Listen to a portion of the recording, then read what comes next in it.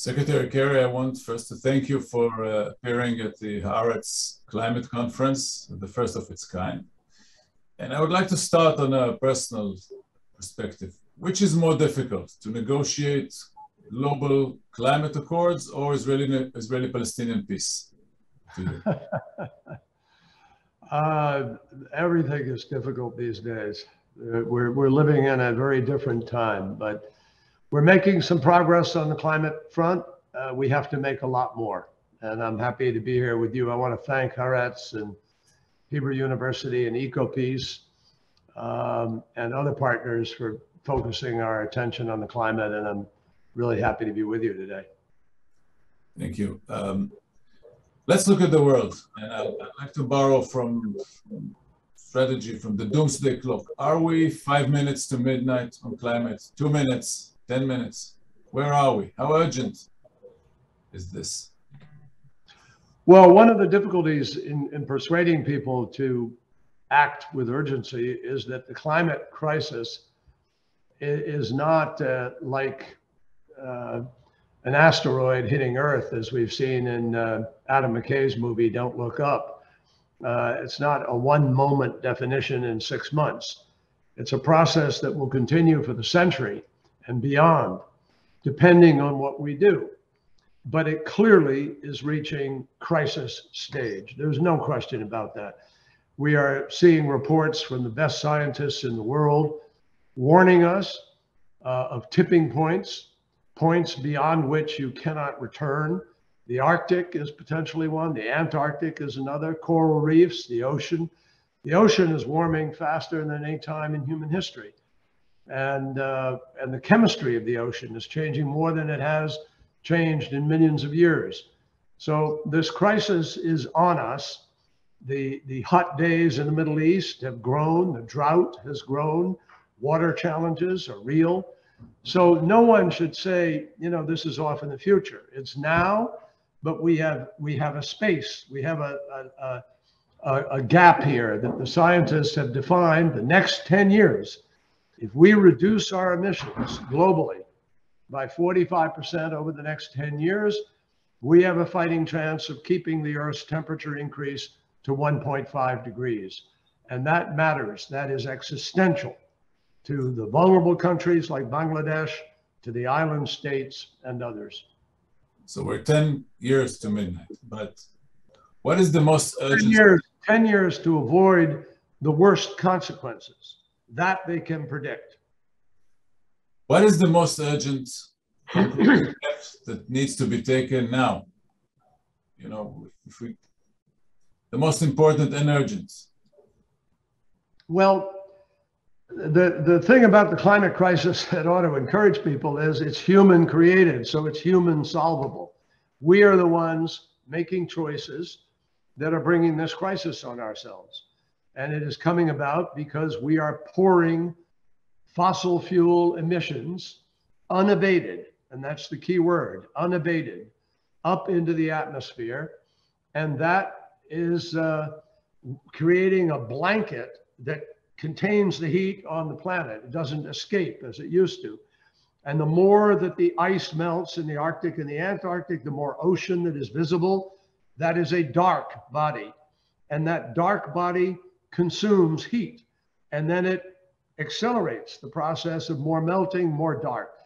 So the answer is that we have 10 years within which to make the choices that we can make to reduce emissions, cut back on the current use of fossil fuel, and accelerate the deployment of renewable energy, including the potential of some gas in the transition, and of course of nuclear, geothermal, wind, solar, and hydro.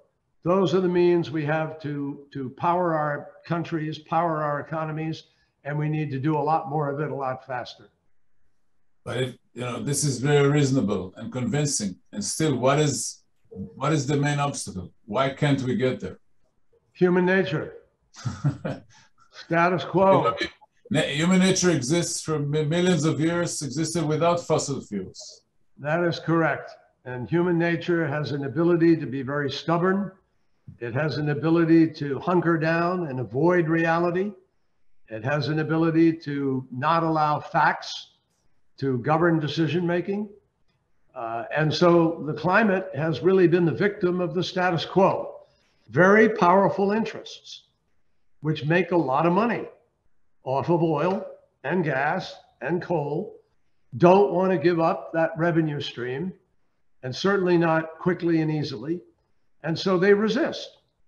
And there have been years and years, Aluf, this is something Haaretz should really trace, the years of denial.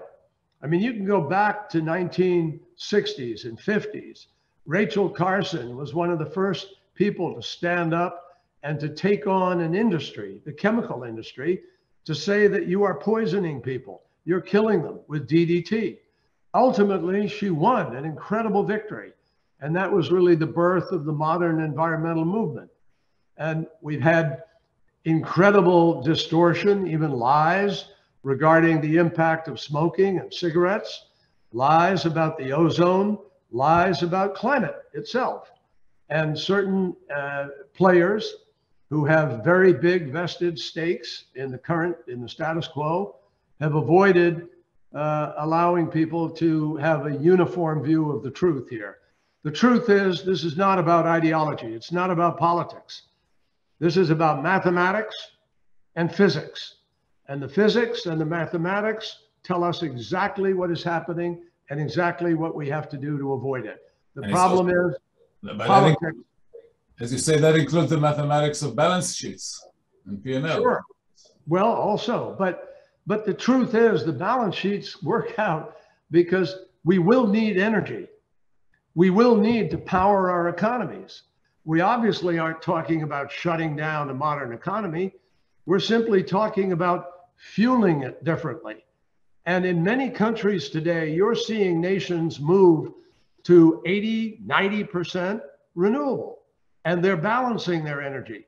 For the times when the sun doesn't shine or the wind doesn't blow, you can have battery storage, you can have alternative, you could use gas as an intermediary. You could even use, there are a lot of grids now being built that are smart grids, where artificial intelligence can work decision-making for where to send the energy when, so that you have continuity in your provision of energy. We're just not buying into this possibility as rapidly as we should be, Aluf. And frankly, we're spending far more money cleaning up after storms, after fires, after mudslides, after tsunami. I mean, you look at what's happening, the tundra in the north of Siberia and in Russia has been burning at an extraordinary, unprecedented rate. The permafrost is thawing. So you have methane being released because of that, which has been contained for tens of thousands of years.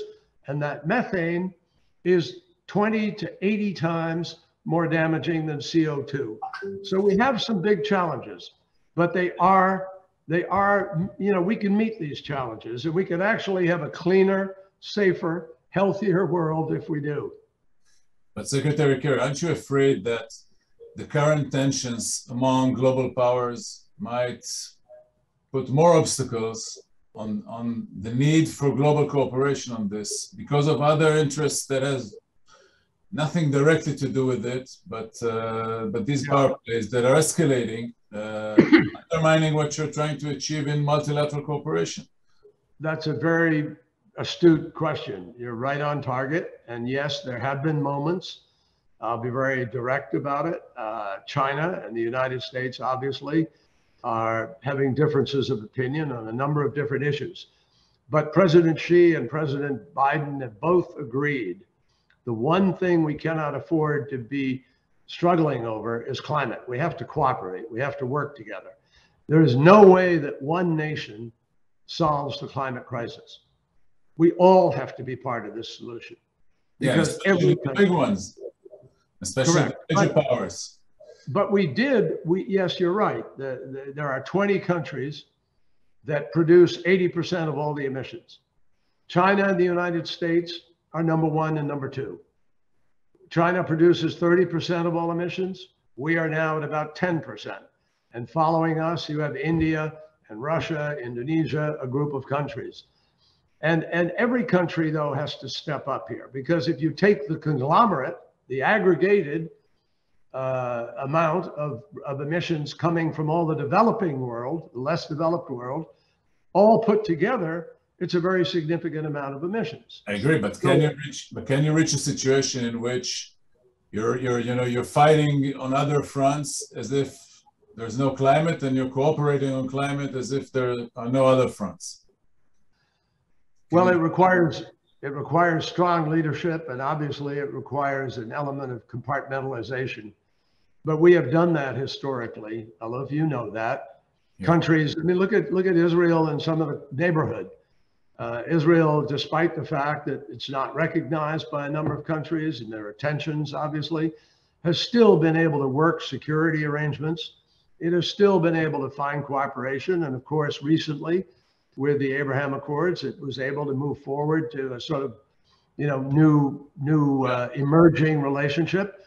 When Ronald Reagan was president, every, month, you'd hear him several times talking about the evil empire, which was the Soviet Union. And yet he and Gorbachev sat down in Reykjavik, and they managed to turn around the fact of 50,000 warheads directed at each other. And we had the START agreement, where we now have reduced 50,000 warheads to about 1,500 or so warheads, which is still too many, but enough to feel that there is deterrence and security. So the answer is yes, we can do this. And we reached an agreement with China in Glasgow, where China has agreed to work with us in cooperation on reducing methane and on reducing CO2, on dealing with deforestation, and on creating a joint working group. And we will work together to try to make progress. One last question, Secretary Kerry, and that's about Israel. Israel is small, but it's highly developed in science and technology. Where should Israel fit in this global effort? Did you raise any issues like that with Prime Minister Bennett or with other senior Israeli officials in Absolutely. this? No, very much so. I mean, look, we all know, Israel is an extraordinary country, a tiny country. Land space has always been the great challenge for Israel, but nothing else. Israel has this remarkable capacity for innovation, research, development, education. And Israel, I know, is prepared to be helpful in the region and could be extraordinarily helpful, assisting other countries in the region with problems of agriculture. How do you turn a desert into fertile ground that you can begin to grow things on? How do you have, take Egypt, for instance. Egypt has a deficit in energy production, and also in agriculture. So we created an entity called AIM-4C, which is Agricultural Innovation Mission for Climate. And we announced it in Glasgow. We're working with the UAE, among other countries on that. UAE is a major sponsor of it. Bill Gates is working with us on it. And Israel can be a key in helping other countries to learn more modern and environmentally sustainable agriculture practices. We all could work together on certain technologies that we need. Israel's a technology powerhouse. So I think Israel can play a key role here. And what we need to do is raise the ambition of every country in the region to reduce their emissions. And we're starting to do that now. We're seeing a number of countries, Tunisia, Saudi Arabia, Morocco, Israel, the United Arab Emirates have all raised their targets in order to try to do more to reduce emissions. We have Saudi Arabia, Bahrain, the UAE, Iraq, Tunisia, and Israel, who have joined the Global Methane Pledge. If we can reduce methane emissions globally by 30% the next 10 years, that's the equivalent of taking every automobile in the world, every ship in the world, every airplane in the world, every truck in the world, all of them to zero emissions in 10 years. That's the impact of achieving a 30% reduction globally in methane. It's doable. And 110 countries have now signed up to do this. So I'm very excited about the potential that we can move forward. And I have no doubt that Israel is setting another example with the Project Prosperity, which is an agreement with Jordan and with UAE in order to help Jordan in dealing with desalination. But on the other hand, Jordan producing solar power, which can come to Israel. And it's a terrific example of the kind of thing we really ought to be building more, not just in that region, but around the world. Thank you, Secretary Kerry, and your success will be the success of all of us. Thank you for appearing in our conference. Thank you for doing the conference. And I want to thank President Herzog, an old friend, for his leadership and for what Israel is doing. Thank you.